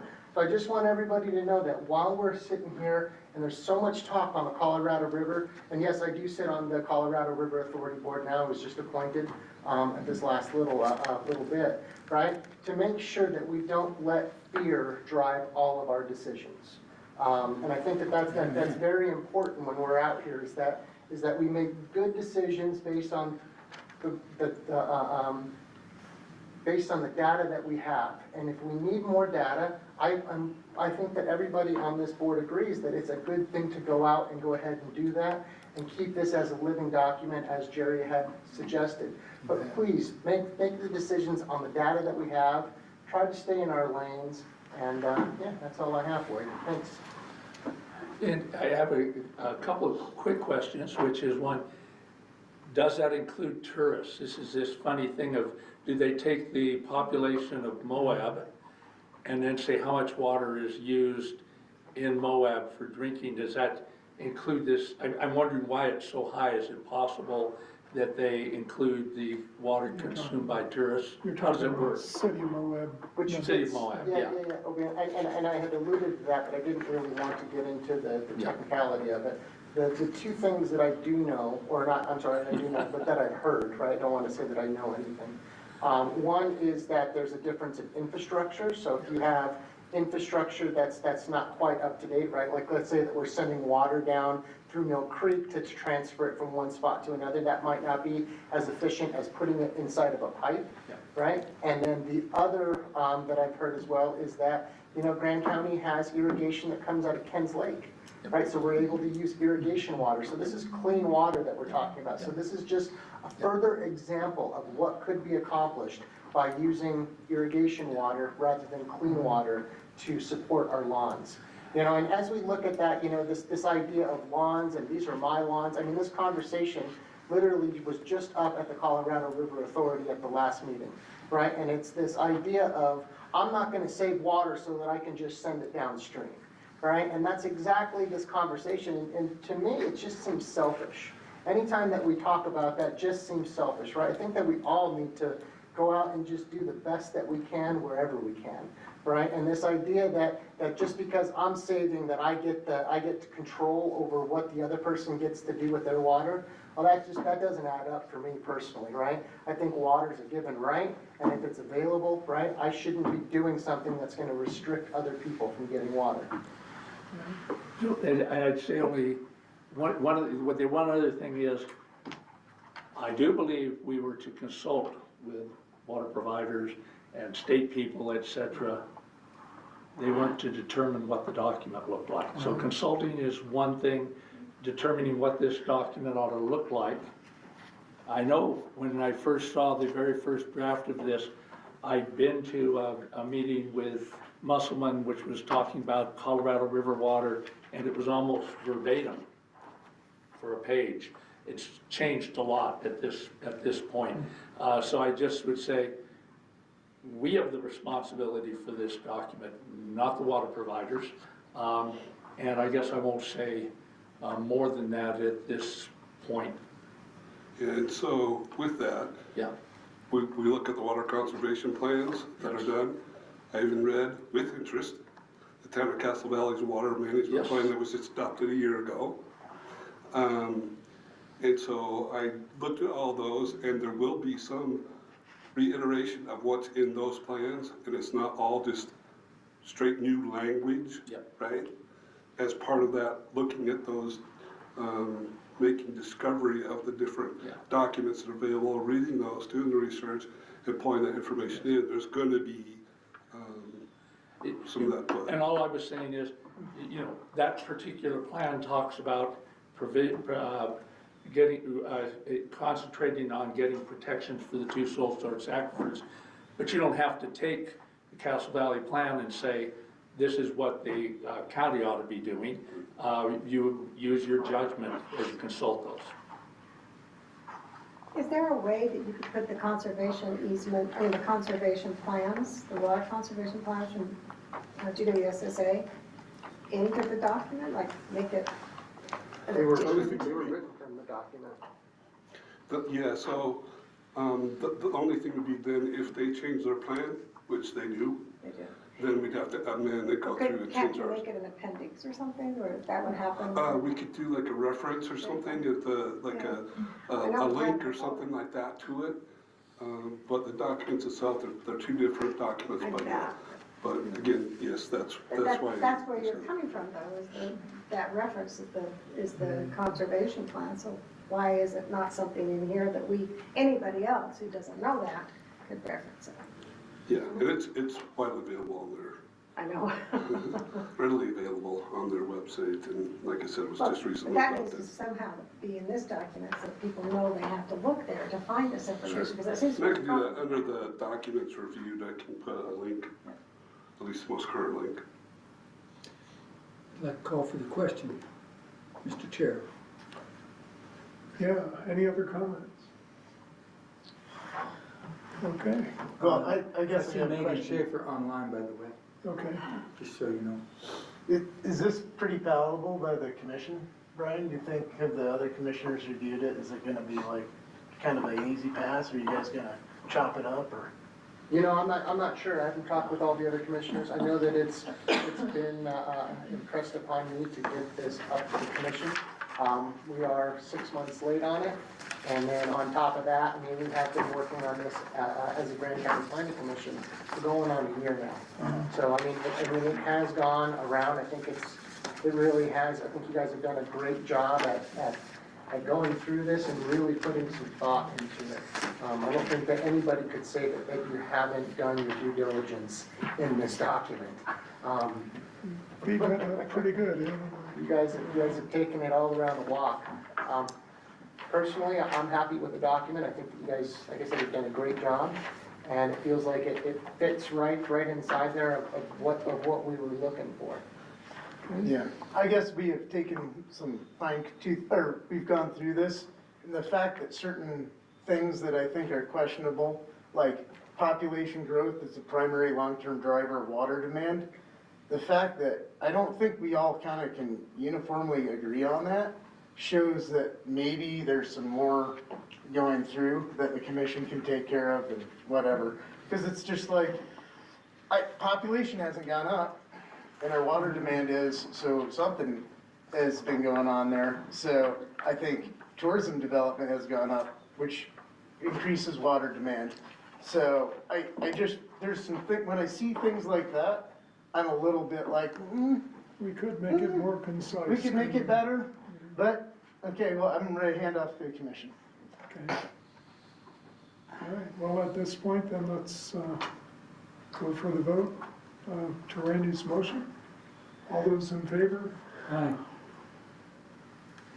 I vote in favor. Okay. One opposed, Toby, 6-4. All right.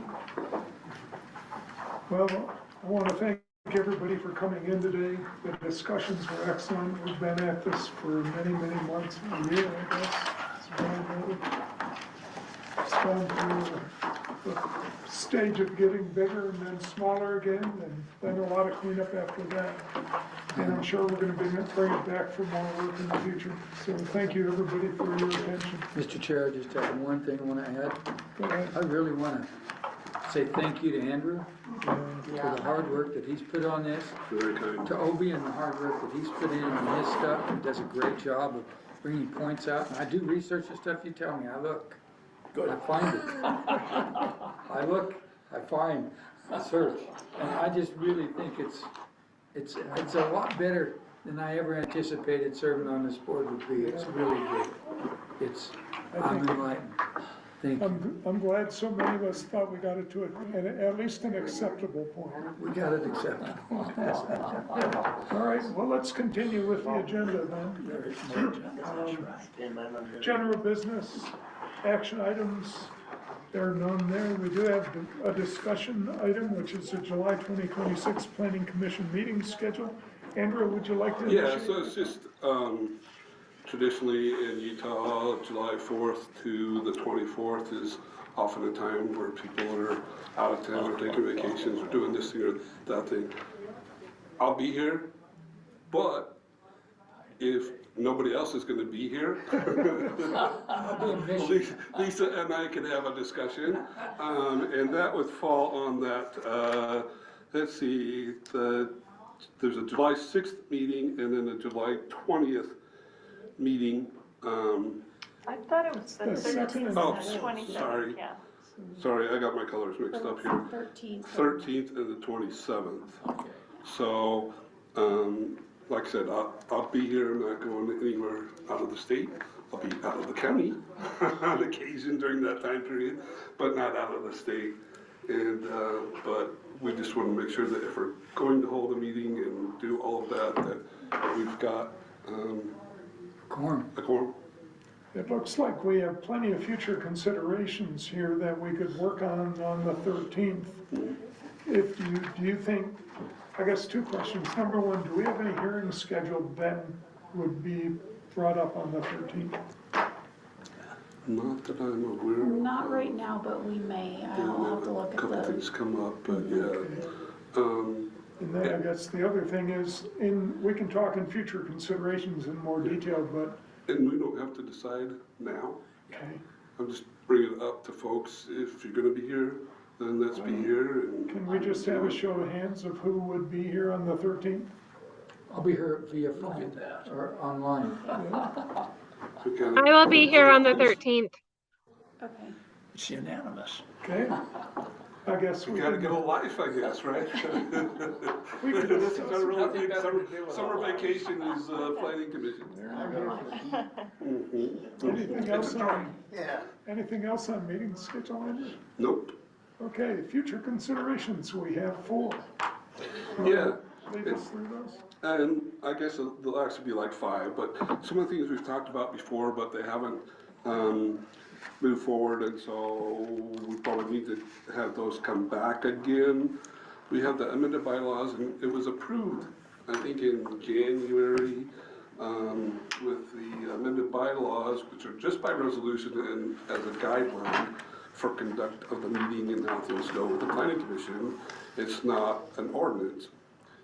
And then, once we had it all approved and ready to put it into the bundle to the county commissioners, then we got a thing that said, actually, all boards have to have the same template for, so it's like, when you have your meetings, when you have, who's on this, who qualify, all that kind of stuff, right? But planning commission's a little bit of a different duck than, other boards that are, just, you come in once a month for half an hour or something like that, talk about these limited issues and then move on. So, I tried to fit the bylaws into the template. It didn't work. I asked for help, of having others do that, and that didn't happen. And so they finally said, go ahead and do your bylaws. I've always had your bylaws. So, because it's been 6 months, we'll bring that back, but there's the bylaws, which are by resolution, but there's also a section, I think it's section 8, approving bodies, that's actually in the land use code, that also has some regulations in there, but those are by code. And so the thing that we're going to try and do is to make sure that the bylaws and the ordinance, and then also any changes to state law, are all put in there together. We know there's changes to state law, there's gonna continue to be changes to state law on it, but at least get those 3 things together and have bylaws and land use code that comply with those. The next is the non-motorized trail, which was approved the end of December, but it did not get forwarded to, or the county commission did not bring that forward to them. And so again, it's been 6 months. It's a 238-page document, with a lot of stuff in there, so we thought. So and maybe I can ask the chair, was that approved? Because I was under the recollection that we had asked for changes to be made, and then that was the last that I saw, but I don't know if we ever saw those changes made or not. Yes, well, the planning commission approved it. And recommended it go to the county commission, but then it never did. And, some of the document was not complete. There were still some things that were incomplete in the document when it went to the planning commission. So that's something we'll probably want to bring back together and maybe make it into something that, is easier to, digest than a large document. Can I ask a question? Sure. In like one sentence, and I wasn't here last year, what is the non-motorized trails? Yeah, so it's anything that's not a street, a road. You could have a trail along a street, but it's basically bicycles, people walking, hiking, whatever you want. We call them non-motorized, but more and more the e-bike has kind of taken that over, both as a e-bike, mountain bike, and as an e-bike, and I even saw an e-tricycle last week, and I thought, man, I gotta get one of those. Anyway, So it's non-motorized. Okay. However, there has been, Small motorized. and motor engine, so I guess it's non-enginized. It's certain Electric motor The engine. division of the county that does single tracks and all that, there's a whole department and a board, and they have a 10-year plan that they need to have it basically rubber stamped by us, and then go to the commission. Okay. It was quite extensive, very well documented. 238 pages, that is extensive. Yeah, and I can get that out to you as well. And then, future land use plan. So, we have the future land use plan of Spanish Valley that was adopted December of 2024. What that did, when they adopted that by ordinance, it repealed and replaced the existing land use plan with this one for Spanish Valley. We get the rub because places like Thompson, Cisco, Crescent Junction are not in the land use plan for Spanish Valley. And so by state requirements, you don't have to necessarily have a general plan for those areas, but you can't have zoning. And so if we have something like a data center that may come in Cisco, for instance, where you've got half the community is heavy industrial zoning, you can't have zoning unless you got a general plan for the area.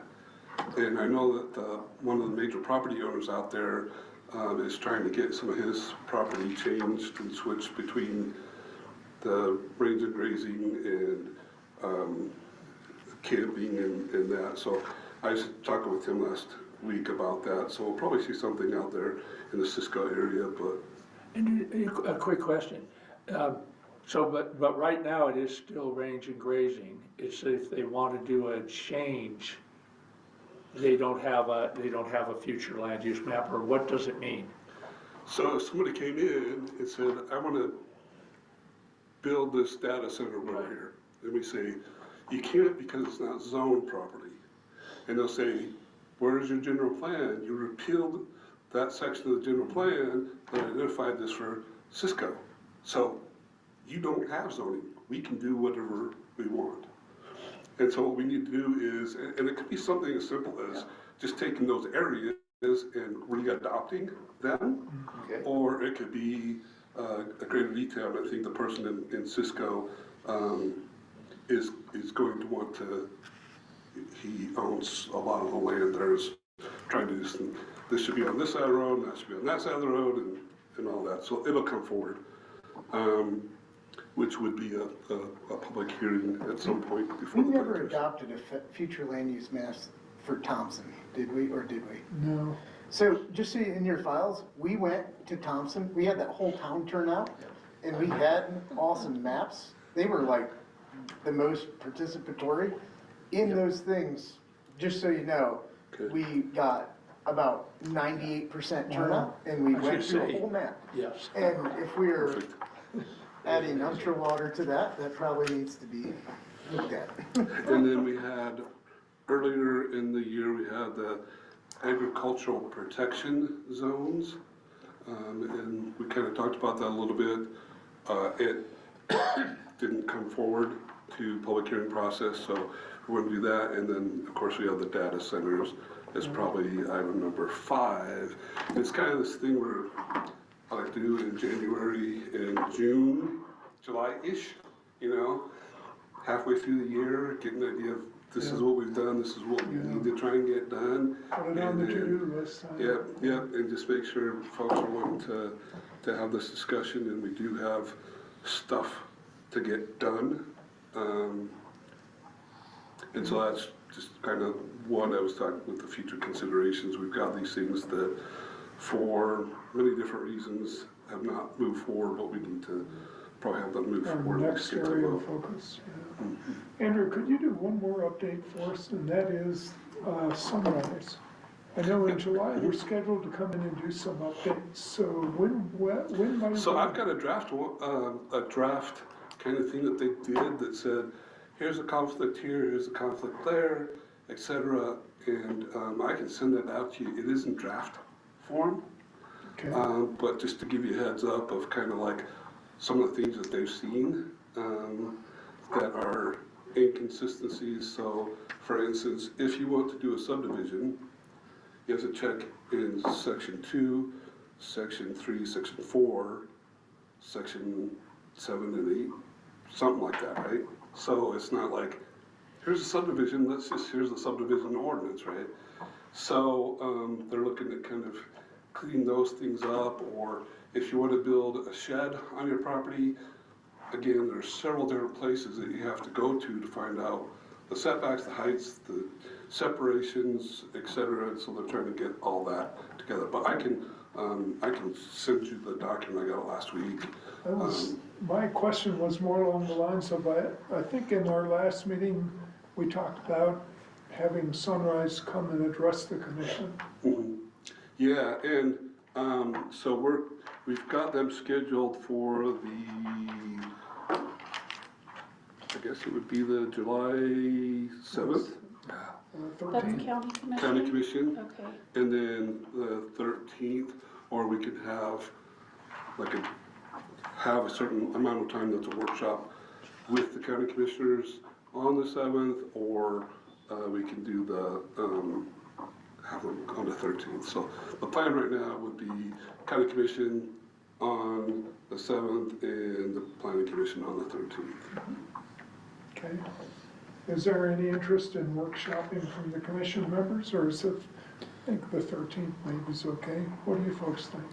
13th would work, even if, can we do that if I'm online? Depends on how the fishing's going out in Saginaw. And Andrew, I think it would be good if you sent their summary to the commission members. I would like to review it. Me too. Sure. I'm sure Mary's dying to do it.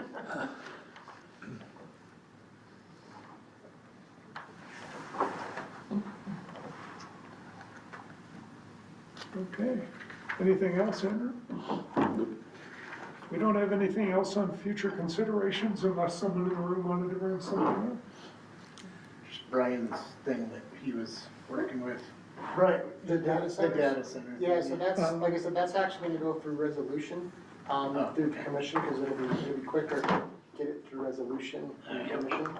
And then that'll just buy us a little bit of time, and then once again, we'll just pass off recommendations to Sunrise Engineering for how they want to incorporate that into the land use code moving forward. So we'll see it, rather than doing like a separate ordinance for it, right? Since we're already doing the land use code, let's go ahead and just let them do that. And then just one thing with what Andrew had said there, you know, one of the priorities I'd love to see as well is, I know that there are some gaps in our general plan as well. So not just the non-motorized master trail plan, but the whole transportation plan needs updating. So however it works, that this body is also looking at making those updates so that we can get that general plan up to date, you know, not today, not tomorrow, but that we're moving forward, right? And I mean, if it takes a year to get an update, right, we should make sure that we're at least focused on those updates right there so that our general plan doesn't fall completely out of date.